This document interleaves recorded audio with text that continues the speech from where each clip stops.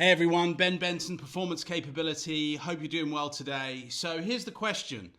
Discipline is literally coming for you one way or another. The only question is, will it be by choice or will it be by force? The discipline of choice is when you voluntarily step into discomfort. You train yourself, you grow.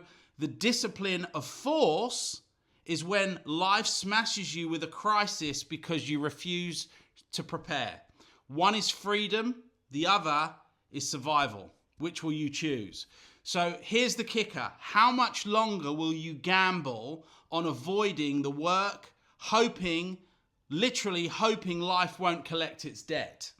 Because make no mistake, if you don't step into the discipline of choice today, life will force feed you the discipline of force tomorrow.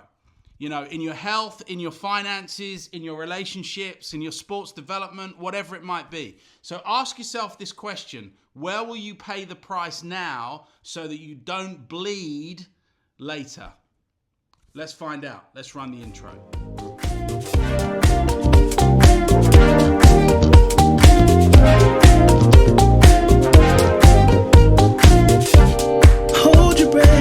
So listen to me very carefully. I'm going to share with you something today that, is going to completely flip your understanding of success and failure and what it really takes to break through to the next level in your life. I know it's a pretty bold promise to make, but stick with me because I think you're going to get something out of this. What if I told you that the very thing you've been running from, that uncomfortable, awkward feeling, when you're learning something new, is actually the only proof that you're going to get that you're growing?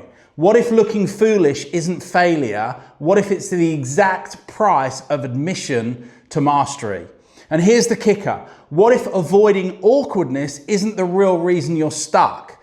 Exactly where you are right now is actually where you're supposed to be. See, I want you to think about this for one moment.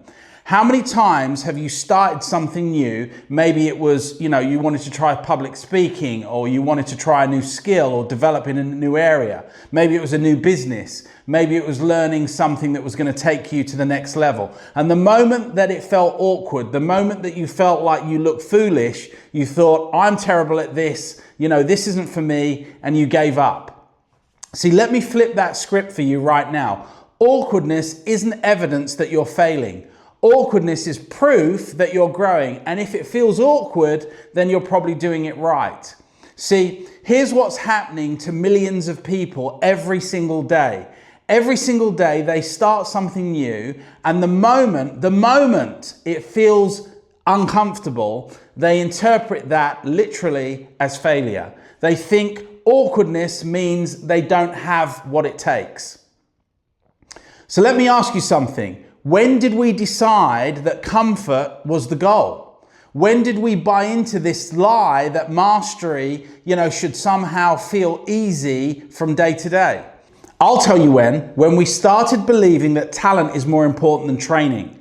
When we started thinking that the people we admire were just naturals who never had to struggle through that messy middle.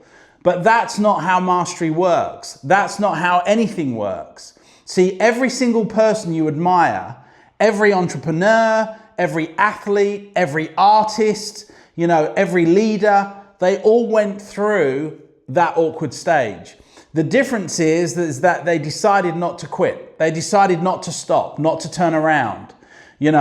Ultimately, when it felt uncomfortable, they literally leaned in. So here's the truth that nobody wants to tell you. Awkwardness isn't the enemy of success. Comfort is. Because comfort is where dreams go to lie. Comfort is where potential gets buried under excuses and I'll try again tomorrow.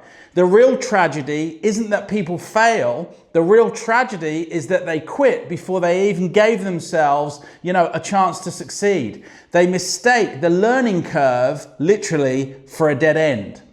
See, let me share with you part of my story that I think is significant here, and I think it ties in perfectly with what I'm trying to communicate.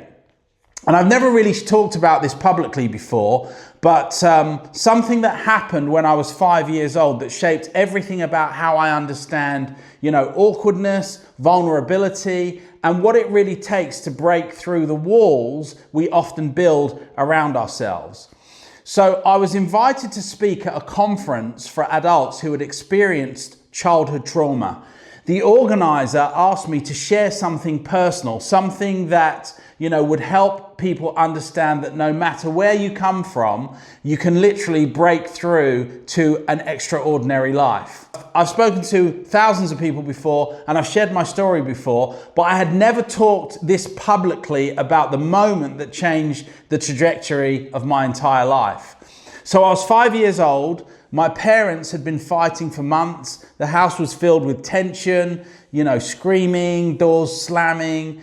As a little kid, you don't understand what's happening. You just know something's wrong, something doesn't feel right. But one afternoon, my mother sat me down in our living room. I can still see her face, still remember the light that was coming through the window. She looked at me with those tired eyes and asked a question that no 5-year-old should ever have to answer. Who do you want to live with? I didn't understand what she was asking me. I didn't understand what she meant. I didn't understand that she was asking me literally to choose between my two parents. I didn't understand that my family was at this point about to fall apart. All I knew was that something about that question felt terrifying. So I did what any 5-year-old might do. And I bolted out the door, ran out the house as fast as my little legs could carry me, and never saw her again. Standing on that stage 36 years later, preparing to tell this story to a room full of strangers, I felt a similar terror I felt when I was 5 years old. My chest tightened, my hands started shaking. Every cell in my body was screaming, don't do this, keep this private, too much information.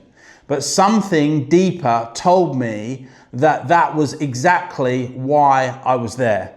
This awkwardness, this vulnerability, this terror, this was the bridge between my pain and my ultimate healing. So I started talking. I told them about running out the house. I told them about the years of wondering if it was my fault, about the shame I carried, thinking that somehow at 5 years old, I had made a wrong choice or it was my fault. And as I'm sharing this, I'm feeling more exposed than I've ever felt in my entire life. I'm thinking this is too much. They're going to think I'm broken. This is going to change how people see me forever. But something incredible started happening. As I got more honest, more raw, more real, the energy in the room shifted. People weren't looking at me with pity, they were looking at me with recognition. After I finished, a woman in the front row stood up. She had tears streaming down her face. She said, I was 7 when my father left. I carried the shame of that moment my entire life. But watching you there, successful, strong, sharing your deepest wound, you just gave me permission to stop hiding mine. Then, one by one, people started standing up, sharing their stories, connecting in ways they never had before. The awkwardness of my vulnerability had created a space for everyone else to be vulnerable. But here's the twist that changed everything for me. 3 months later, I got a letter from a man who'd been in that audience. He wrote, that day you shared your story, I realized I had been running from my own childhood trauma, for over 40 years. Your courage to be awkward, to be vulnerable, gave me the courage to finally get up, and I'm in therapy now. My marriage is healing, my relationship with my kids is transformed. That's when it hit me, the story I was most ashamed of, the wound I had spent years hiding, had become my greatest gift. Not because the abandonment was good, it was devastating, but because my willingness to be awkwardly uncomfortable, honest, brutally honest about it, had given another person, other people, permission to heal. And I realized that all those years I've been trying to inspire people with my strength, when what they really needed was my brokenness. They needed to know that someone they looked up to had been shattered, had found a way to rebuild. The awkwardness I felt sharing that story wasn't weakness. It was the most courageous thing I had ever done. And that courage had rippled out in ways I could never have imagined. So why does this all matter? Well, here's what I want you to understand, because this is where it gets deep. This is where we separate literally those who break through from those that break down. And this is the principle. Life always demands discipline. You don't get to choose whether or not to face discipline. You only get to choose what kind of discipline you face. And there are two kinds of discipline you're going to have to deal with. I call them the discipline of choice and the discipline of force. The discipline of choice is when you decide to step into discomfort. It's when you voluntarily choose awkwardness because you know it's the price of growth. It's when you train before the crisis comes. You know, when you practice difficult conversations before you're forced to have them. It's when you build your skills before you need them.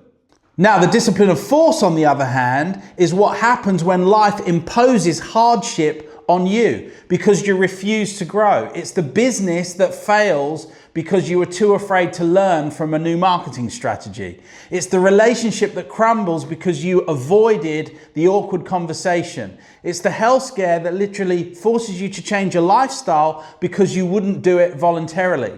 See, here's the brutal truth. If you don't pay the price on your terms, you'll pay it on life's terms. And life's terms are always more expensive. The discipline of choice is temporary discomfort for permanent improvement. The discipline of force is permanent regret for temporary comfort. Think about it. Every area of your life where you're struggling right now, I guarantee you there was a moment, maybe it was months ago, maybe it was years ago, where you chose comfort over growth. You chose the familiar over the challenging. You know, you chose easy over excellent. And now life is forcing you to deal with the consequences of that choice. But here's the beautiful thing about that. You can change that pattern right now. You can choose the discipline of choice. You can voluntarily step into awkwardness before life forces you there. So let me give you a new framework for thinking about this. From now on, I want you to think of awkwardness as evidence. Evidence that you're pushing boundaries. Evidence that you're, expanding your capabilities. Evidence that you're doing something that actually matters. When you feel awkward learning something new, that's evidence that you're building confidence. When you feel awkward starting a new business, that's evidence that you're creating your future. When you feel awkward having a difficult conversation, that's evidence that you're deepening your relationships. Awkwardness is not the enemy. It's literally a compass pointing towards your future growth. Most people have it completely backwards. They think awkwardness means stop. I'm telling you, awkwardness means go. It means that you're literally in exactly the right place that you're supposed to be right now. And it also means that you're doing exactly what needs to be done and what you need to be doing at this particular moment in time. See, the people who master anything, and I mean anything, they have all done one thing in common. They have stayed in the awkward longer than everyone else. They've stayed in it when there's no results, there's no feedback, no benefit. They treated awkwardness like a friend, not like an enemy. So let me get specific for a moment. I want you to think about your life right now. Where are you avoiding awkwardness? What skill have you been putting off learning because you don't want to feel foolish? What conversation have you been avoiding because, it might be uncomfortable? What dream have you been, postponing in your own life because you're afraid of that learning curve? What business idea are you potentially sitting on because you don't want to look inexperienced? And what relationship conversation, could you have, or what relationship conversation are you avoiding because it feels too vulnerable? Here's what I know about you. Your biggest breakthrough is sitting on the other side of the biggest awkwardness that you feel right now. The thing you're most avoiding probably is the thing that you most need to do. And here's the kicker. Every day you wait, the gap between where you are and where you could be gets bigger. Every day you choose comfort over growth, you're not staying the same, you're falling behind. Because while you're avoiding awkward, someone else is embracing it. Whilst you're waiting for it to, feel comfortable, someone else is getting comfortable with being uncomfortable. So here's what I want you to do right now, today, not tomorrow, not next week, not when you feel ready, because you'll never feel ready. Choose one thing that you've been avoiding because it feels awkward. One conversation maybe, or one skill, one project, maybe one dream, and lean into it, not despite the awkwardness, but because of it. Remember, if it feels awkward, you're doing it right. If it feels comfortable, you're probably not challenging yourself enough. If your future self is waiting on the other side of your current awkwardness, don't keep it waiting. Don't keep it waiting any longer. The question isn't whether you'll face discomfort. The question is whether you'll choose it or let it choose you. So this is Benson, Performance Capability. Hope you got some value out of that message. Until next time, look after yourself and make sure you follow the 7 stars. I'll see you soon.